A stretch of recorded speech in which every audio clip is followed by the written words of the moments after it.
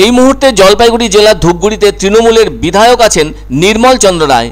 আর এদিন ব্রিগেডের জনগর্জন সভা থেকে দলের প্রার্থী তালিকা প্রকাশের সময় জলপাইগুড়ি কেন্দ্রের জন্য তৃণমূল সুপ্রিমো মমতা বন্দ্যোপাধ্যায় ভরসা রাখলেন ধূপগুড়ির বিধায়ক অধ্যাপক নির্মল চন্দ্র রায়ের ওপরে। উল্লেখ্য 2023 সেপ্টেম্বরে ধূপগুড়ি বিধানসভার উপনির্বাচন হয়েছিল।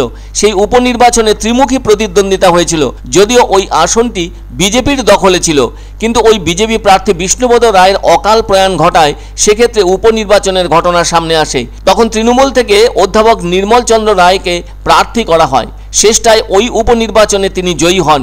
এদিকে ওই ঘটনার 6 মাসের মধ্যে তাকে জলপাইগুড়ি লোকসভা কেন্দ্রের জন্য দলের প্রার্থী হিসেবে নির্বাচন করেন দলনেত্রী মমতা ব্যানার্জি। উল্লেখ করা দরকার, রাজ্যে পালা বদলের পর 2011 সাল থেকে পরপর দুবার বিধায়ক হিসেবে জয় পেয়েছে তৃণমূল ধূপগুড়ি কেন্দ্র থেকে। কিন্তু 2021 সালে বিজেপির বিষ্ণুপদ রায়ের কাছে হারতে হয়েছিল তৃণমূল কংগ্রেসকে। ওই সময়ে বিধানসভার ভোটে বিজেপি প্রার্থী বিষ্ণুপদ রায় 45% মতো ভোট পেয়েছিলেন।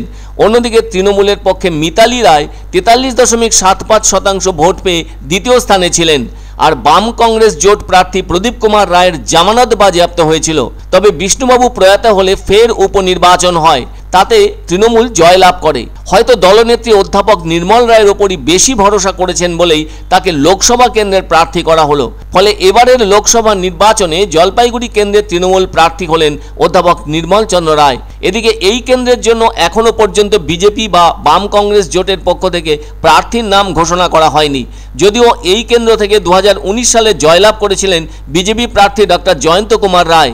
এবার তাকে প্রার্থী করা হবে কিনা সে ব্যাপারে গেরুয়া শিবির সেভাবে কিছু জানায়নি। কেন জানাননি এই কেন্দ্রের জন্য দলীয় প্রার্থীর নাম, সেটা জানা সম্ভবপর হয়নি।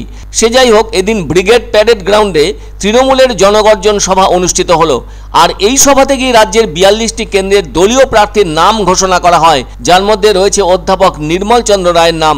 যেহেতু উপনির্বাচনে বিজেপির কাছ থেকে আসনটি ছিনিয়ে নিতে পারায় ওই প্রার্থীর প্রতি বিশ্বাস রাখতে পেরেছেন তৃণমূল সুপ্রিমো মমতা বন্দ্যোপাধ্যায়। ফলে সোমবার থেকেই দলের উদ্যোগে প্রচার শুরু হচ্ছে বলে জানা গেছে। তবে একটা বিষয় সকলেরই জানা আছে, নির্মলবাবু বিধায়ক হওয়ার পর তার শপথ গ্রহণ নিয়েও টালবাহানা হয়েছিল বলে অভিযোগ ওঠে। শেষ পর্যন্ত 20 দিন পর শপথ নিয়েছিলেন বিধায়ক। এরপর শপথ গ্রহণ করেই তিনি দিল্লিতে চলে যান। সেখানে কেন্দ্রীয় সরকারের বঞ্চনার বিরুদ্ধে তৃণমূল কংগ্রেসের আন্দোলনের মঞ্চে বক্তব্য রাখারও সুযোগ পান অধ্যাপক নির্মল চন্দ্র রায়।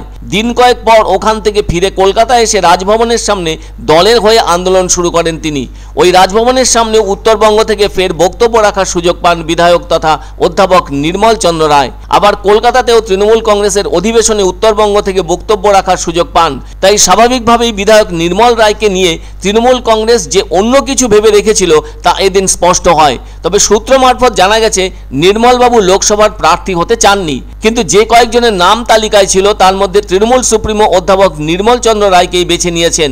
এদিকে গত লোকসভা নির্বাচনে প্রায় 2 লক্ষ ভোটে লোকসভা আসনে জয়লাভ করে বিজেপি। 7টি বিধানসভার মধ্যে শুধু রাজগঞ্জ বিধানসভা এলাকায় লিড পেয়েছিল তৃণমূল। তবে 2021 সালে বিধানসভা নির্বাচনে জলপাইগুড়ি লোকসভার অন্তর্গত জলপাইগুড়ি, রাজগঞ্জ, মাল ও মেখলিগঞ্জ বিধানসভায় জয় পায় তৃণমূল কংগ্রেস। তাই এবার জলপাইগুড়ি লোকসভা আসনটিতে তৃণমূল কংগ্রেস কিছুটা হলেও এগিয়ে আছে বলে মনে করছে রাজনৈতিক মহল।